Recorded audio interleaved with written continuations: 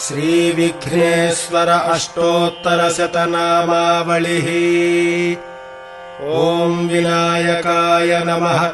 ॐ विघ्नराजाय नमः। ॐ गौरीपुत्राय नमः। ॐ गणेश्वराय नमः। ॐ स्कन्दाग्रजाय नमः। ॐ अव्ययाय नमः। ॐ पूषाय नमः। ॐ दक्षाय नमः। ॐ अध्यक्षाय नमः। ॐ द्विजप्रियाय नमः। ॐ अग्निगर्भच्छिदे नमः।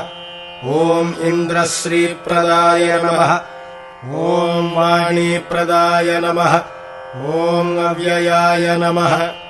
ॐ सर्वसिद्धिप्रदाय नमः। ॐ शर्वतनयाय नमः।